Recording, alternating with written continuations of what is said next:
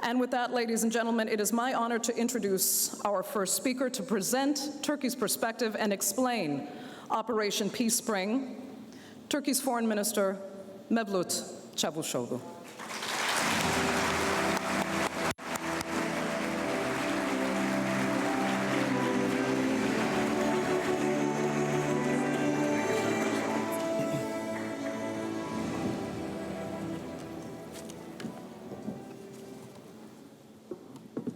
Very good morning, ladies and gentlemen. First of all, let me congratulate TRT World for the successful achievement they have made in 3 years.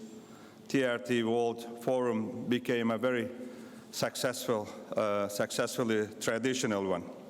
And thank you very much for inviting me today.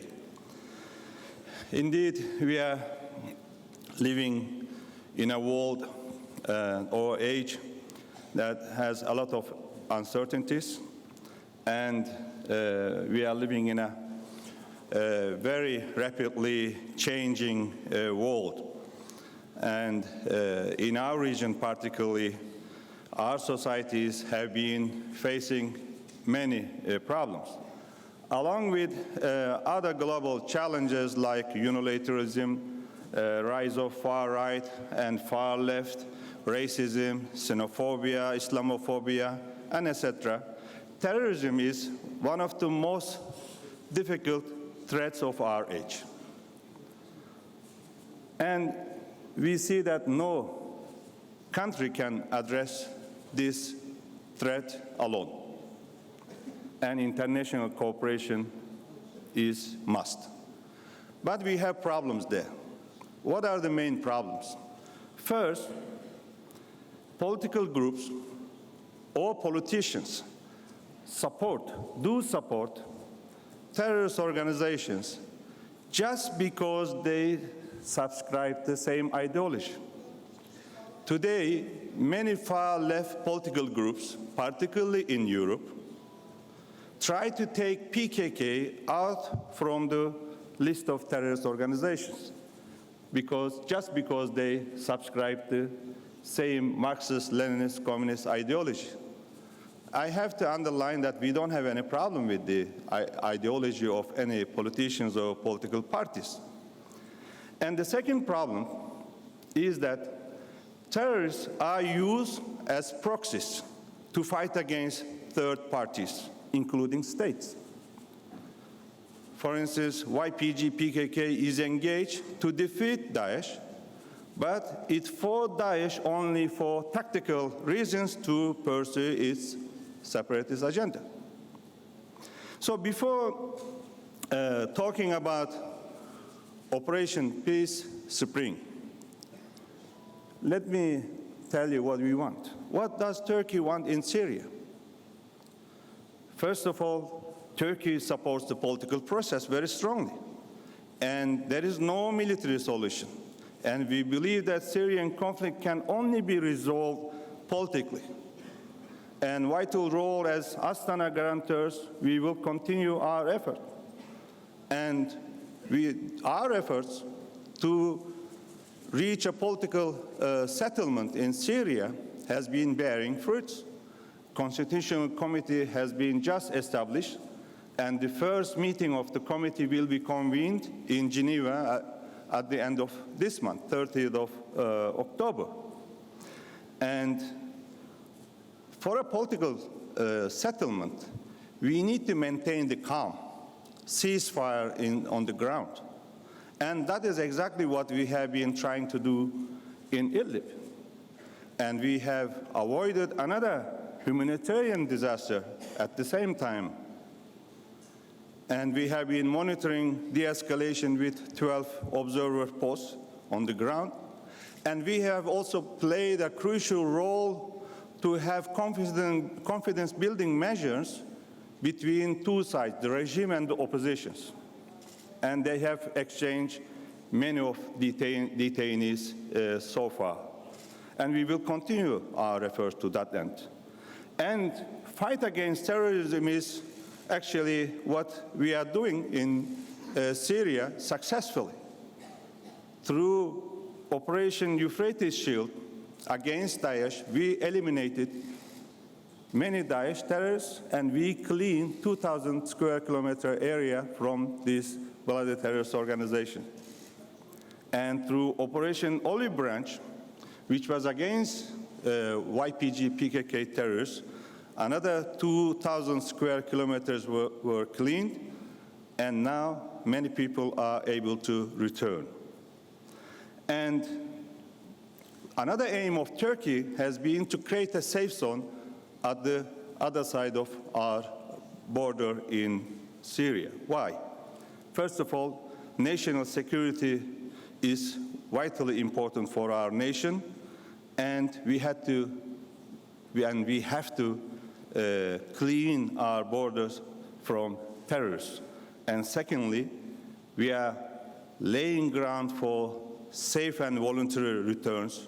And I just mentioned that many people, more than 360,000 Syrians from Turkey have been returned to those two areas we cleaned from terrorist elements. And why did we start the peace, Operation Peace Spring? How did we come to that stage? PYD-YPG became stronger each day and increased its attacks towards Turkey and establishing a de facto terror state in particularly northeastern part of Syria. And forget about the collecting the heavy weapons, despite our request repeatedly from our allies. Some allies, mainly the United States, continue to provide additional arms even after the defeat of Daesh. So why our allies and United States provided weapons to our terrorist organization after the defeat of Daesh?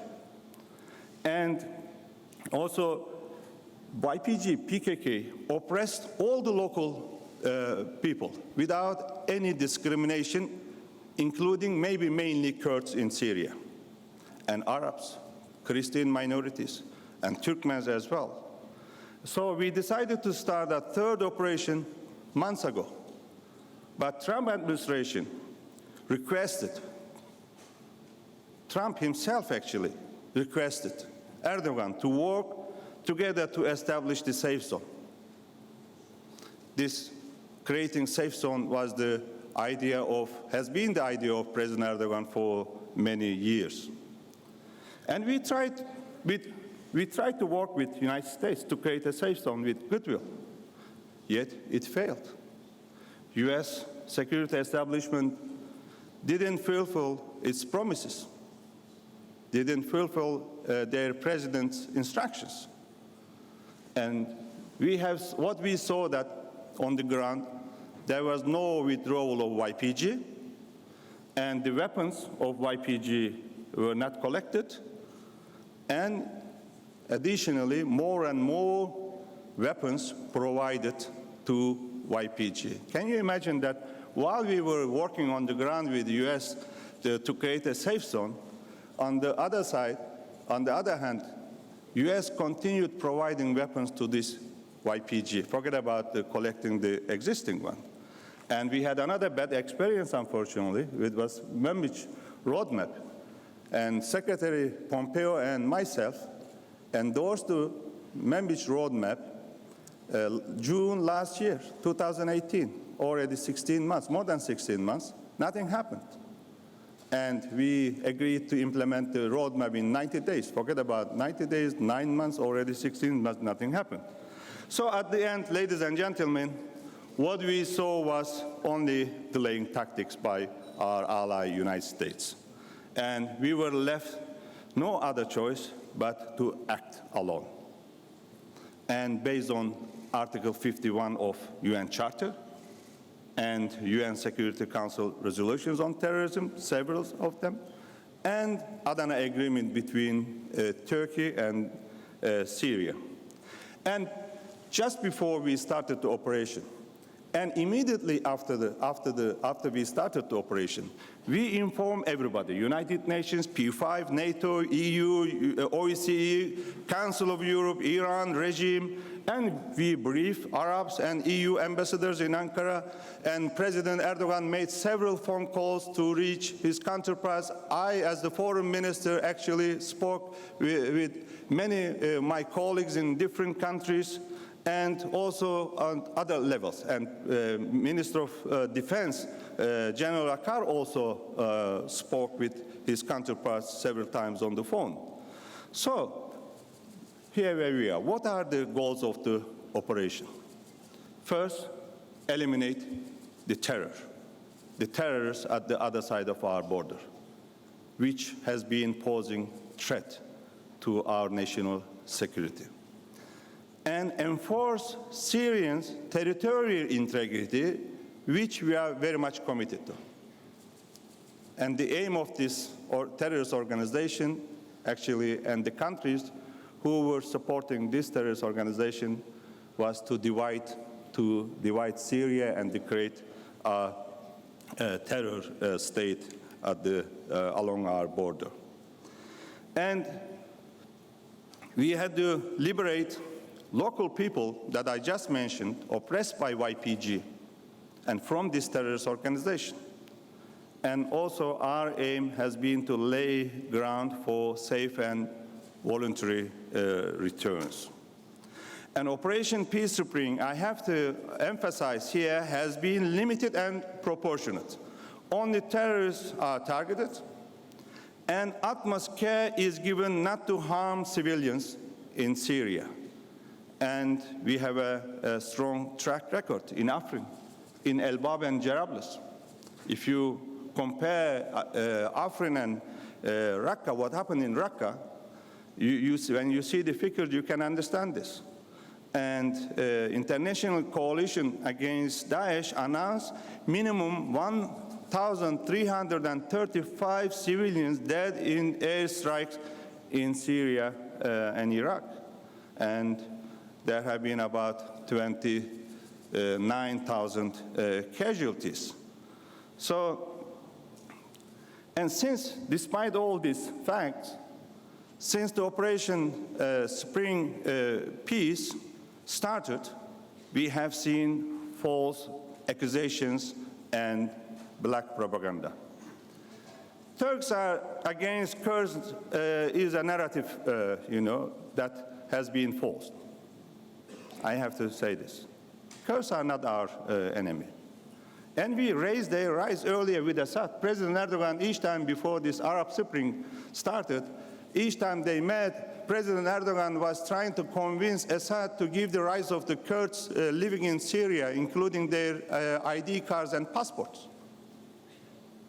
As we did in Turkey, we recognized the problems when we came to power, and we have given many rights to our Kurdish citizens as well as the other minorities, including the religious minorities.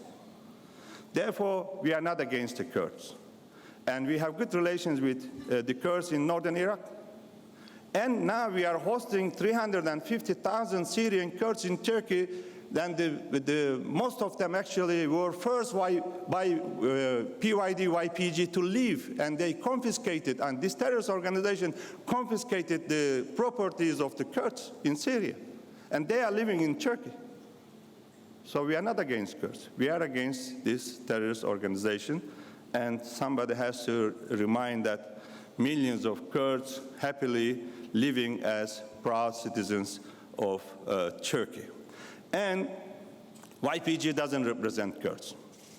YPG, PKK equal Kurds is an insult to our Kurdish brothers and sisters. And you have seen what Trump also said. PKK is worse than Daesh. For us, they are the same. They are the same terrorist organization, maybe with different ideologies. And we are committed to, we are not invading this country. We are committed to territorial integrity of Syria more than anybody else. And this is also important for the stability in our region. And we have no plans to modify the demographics in the region. Actually, it is YPG that tried to change the democratic structure. And few terrorists, with the support of our allies, now is forcing almost 27% of the territory of Syria. And if you look at the demography there, maybe only 15, in total, only 15% of the population is Kurds. We have no problem with them. And the cities that we entered actually are predominantly Arab regions. So if somebody says that Turkey is attacking Kurds in Syria, I have to say that it's false. It's fake. Therefore, we are actually normalizing the demography of the country. And those 350,000 Syrian Kurds are ready to go back, and they will go back to their homes. So everybody will go back to their homes, and we need to provide their basic, their basic needs when they go back.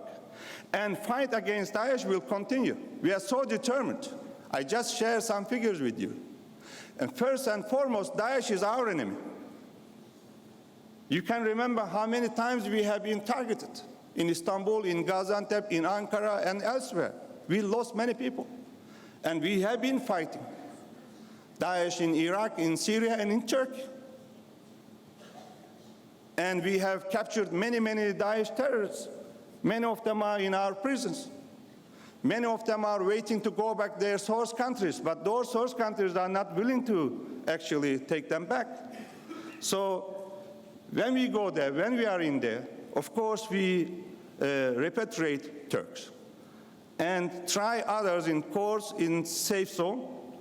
And nobody actually is mentioning the women and children who believe this evil ideology and joined them, married to these Daesh terrorists when they were 15, 16, even 14 years old. So what are we going to do with this woman? I don't mean the woman who joined Daesh to fight, to kill and to die. I mean the woman who married to this Daesh terrorist and left behind now. We need to rehabilitate them, both children and women. So it has many, many aspects in this. I mean, in our fight against terrorists, we have to consider all of them. And foreign terrorist fighter is one part of it. And we need a better cooperation with the source countries particularly. And when you look at the allegations about our operation, many of them are fabricated. Can you believe that one of the prominent TV channel, ABC, in the United States, actually used this, false propaganda and fabricated propaganda and the video, and it was a gun range in Kentucky. Even President Trump labeled as scandal. So, ladies and gentlemen, in our history, we never used chemical weapons. This is also fabricated propaganda. And I have to tell you that Organization for Prohibition of Chemical Weapons denied reports of investigation. And we are committed to international agreements and no such weapons in our inventory. Nevertheless, whatever the claim is, we actually take it very seriously and investigate thoroughly. And our military is very sensitive, and we cannot tolerate any violations.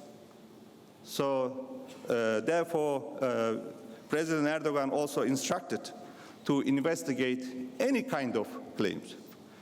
Fake, false, black propaganda, whatever it is, we have to look into it ourselves, and this is what we are doing. Actually, it is YPG, PKK, ladies and gentlemen, that indiscriminately attacking Turkey. Since the operation, we have received more than 1,081 rockets and mortars to cities, our cities, and we lost 20 civilians, including babies and kids, and around 200 citizens, wounded, and we have so far 4 martyrs. Then, what is all the fuss about? I just mentioned. because we have ruined the game plan. They were trying to establish a de facto terror state on our borders. And now this game is over. That's why we have seen this much noise from all over the world. We didn't see this much noise when we actually started our Operation Olive Branch against the same terrorist organization, YPG, PKK, in Afrin region. But this time, because of this reason, we heard all this black propaganda as well. So let me come to the recent deal with between Turkey and the United States. Following the phone calls between President Erdogan and President Trump when we were in Baku, our US delegation came to Ankara last week, and including Vice President, or headed by Vice President Pence, Secretary Pompeo, and National Security Advisor O'Brien, as well as Syria Special Representative Jim Jeffrey. After long negotiations, we agreed on 13 points joint statements. First, US admitted our legitimate security concerns, and US accepted the legitimacy of operation and its objectives. And safe zone will be controlled by the Turkish army. And support for the territorial integrity once again and the political process is confirmed. Withdrawal of YPG elements in 120 hours, they have to withdraw, according to this joint statement and agreement, all the YPG elements in 120 hours. Then first, there is a pause. It's not a ceasefire. And then if all the YPG, PKK elements are withdrawn from this region, we can halt the operation. And recollection of heavy weapons and demolitions of the fortifications is also in this joint statement. And of course, US agreed to lift all sanctions. We cannot work with sanctions. Sanctions are only counterproductive. This is the main message that we also gave during the negotiations. So, Turkish armed forces now and our intelligence observe the agreement. Harassment fires continue. I think around 30 harassment fires already came, and we lost one soldier. And we, of course, as we agreed with the Americans, we have retaliated those harassment fires. And we observed that now YPG, PKK elements started to leave the areas that now we are controlling. So we have 35 hours left. If they don't withdraw, our operation will restart. This is also what we agreed with Americans. On the other hand, ladies and gentlemen, while we are fighting terrorists or eliminating Syria from terrorist elements, talks continue with Astana guarantors. And tomorrow we are going to Sochi to meet President Putin. That meeting will be also very crucial. And our priority is elimination of YPG, PYD from the ground. And once this is ensured, we are ready to work with all actors, small groups, Astana guarantors, and the others, international community, of course, led by United Nations, to reach a political settlement and peace and stability in Syria. Thank you very much.